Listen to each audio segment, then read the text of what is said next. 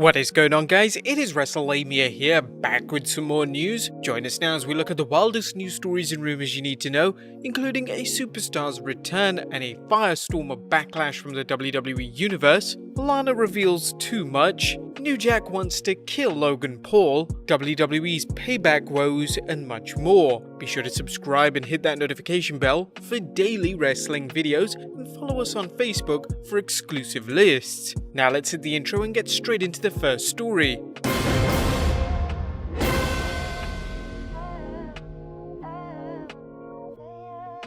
Our first story looks at Velveteen Dream returning to NXT and fan backlash. The 12th August edition of NXT featured the surprise return of a long-absent superstar whose name has been mentioned in the Speaking Out movement.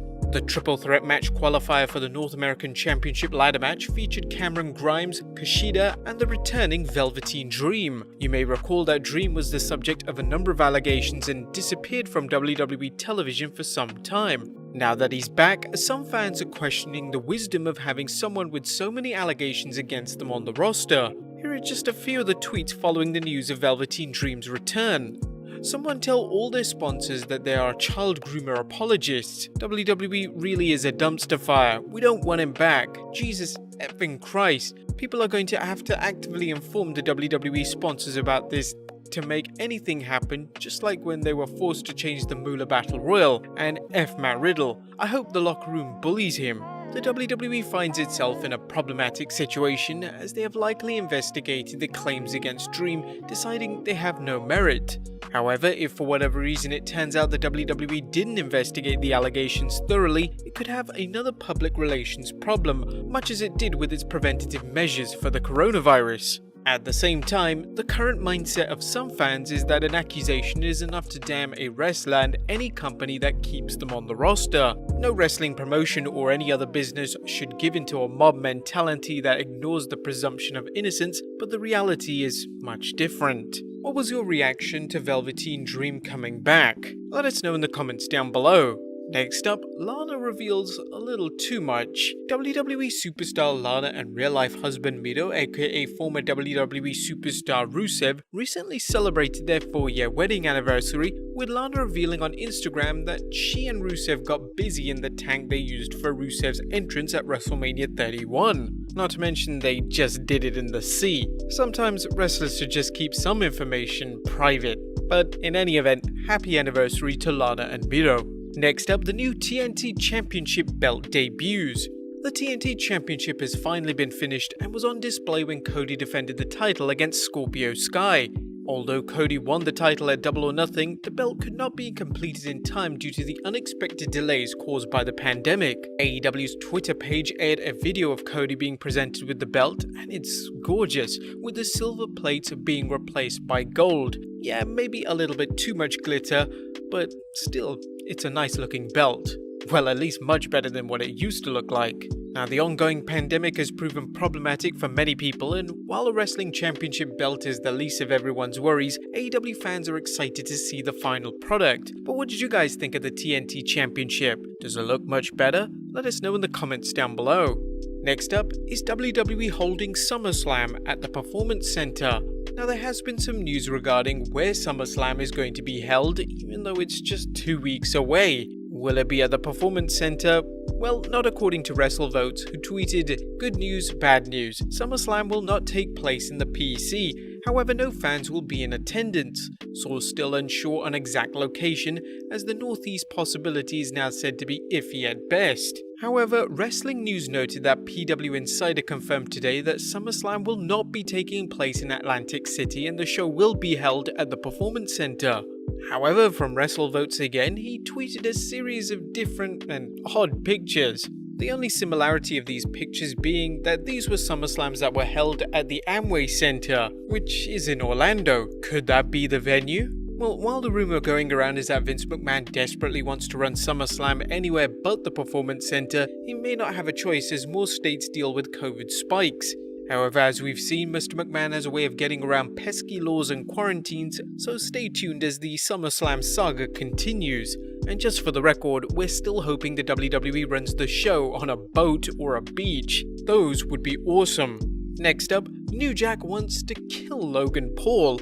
Now if you didn't know, Logan Paul is a popular YouTuber and recently he started challenging other YouTubers to fight, including 2 boxing matches against fellow YouTuber KSI. But now it appears the 25-year-old entertainer is looking to expand into the world of professional wrestling. Logan Paul recently tweeted at $10,000 to any influencer who can beat me in a wrestling match. Several wrestlers stepped up to the challenge, with Joey Janela, Warhorse and Ethan Page making it clear they are ready to rumble. The big question of course is whether if any of them count as influencers or Logan Paul is looking for an online mark. However, these weren't the only wrestlers who responded to Paul's bounty. Apparently ready for a quick payday, ECW legend and likely sociopath New Jack replied, "I'll kill this motherfucker." New Jack is known for his murderous antics in the ring, including a match where he allegedly stabbed an indie wrestler repeatedly. If Paul knows anything about wrestling, he'll avoid New Jack if he wants to avoid getting murderized. Next up, WWE may have some payback problems. The WWE Universe was surprised when they heard rumors that they were planning on airing its Payback pay-per-view just a week after SummerSlam. With SummerSlam just over a week away, the WWE has yet to announce Payback, and according to Ringside News, there's good reason for this. There's a reason for that because they can't make up their mind. Ringside News has learned that the plans for Payback are all over the place. Plans are changing on such a rapid basis that by the time we could report a planned match odds, it would likely change by the time you read it. A member of the creative team close to the situation noted to us, "Who the F knows what's up for Payback? It changes 3 times a day." The idea of holding a pay-per-view so close to the WWE's second biggest event of the year makes little sense, especially with zero build-up. However, with Vince McMahon calling the shots, uncertainty is a way of life in the WWE. Next up, WWE referee Mike Chioda in AEW. Our fans tuning into Dynamite saw a surprise appearance by ex-WWE referee Mike Chioda. Chioda was one of the many individuals released by the WWE on Black Wednesday, and many fans were surprised to see the long-time referee shown the door. Chioda refereed the TNT Championship match between Cody and Sky and was later approached by Chris Jericho about calling the Jericho vs Orange Cassidy match Le Champion's Way. Chioda kept things fair and as always did a great job officiating. AEW could use a veteran official, so with any luck we'll see Mike signed to AEW. Next up, Bret Hart discusses Triple H and HBK bullying The Rock in the 90s. Now, The Rock has come a long way since his early days in the WWF as Rocky Maivia, working his way up into a main event wrestler and then later a film star and successful entrepreneur. However, according to Bret the Hitman Hart, The Rock's early days in the WWF were not easy due to bullying by Michaels and Triple H. The Excellence of Execution discussed this during an episode of his Confessions of a Hitman show. I remember Shawn Michaels coming into the dressing room and dressing down poor Dwayne. Shawn came in and just dressed him down and he chewed him out. And I believe HBK told The Rock to never do a top rope dropkick ever again because that was his move. That's what he was mad about. And then he slammed the door and then he walked out. The Rock was deflated because in those days, Shawn had a lot of weight. He was a pretty important guy for the company. A veteran guy kind of dressing him down like that, he was apologizing and said he didn't know and he thought it would be okay. Bret talked about how he and brother Owen supported The Rock and guided him through this troublesome time. I remember the door closed after Shawn left and I said, "That's bullshit, that's total bullshit." I said, "Nobody owns the dropkick off the top. You can do that. Owen does it all the time. Why doesn't he cut a promo on Owen? They're just busting your chops and they're trying to work on you." Hart pointed out how Triple H and Michaels worked tirelessly to get The Rock out of the WWF, but that once the Rock star began to rise, there was nothing they could do. And finally, the Bash at the Beach trademark has been denied to Cody. Cody's latest efforts to get the trademark for Bash at the Beach has failed, with the United States Patent and Trademark Office turning him down. In an exclusive story by Hill by Nature, he reported, on July 21st, 2020, the US Patent and Trademark Office issues a response attaching an article from Forbes which reads, "AEW stars claim WWE may sue them over Bash at the Beach trademark. The USPTO believes Cody has knowledge of that name being owned at one time by WCW and the confusion it would have with the WWE's current trademark of the name The Bash." However, Cody continued his application, and when it was initially denied, he pressed ahead, making another argument for his case. Nevertheless, Cody's other argument also failed.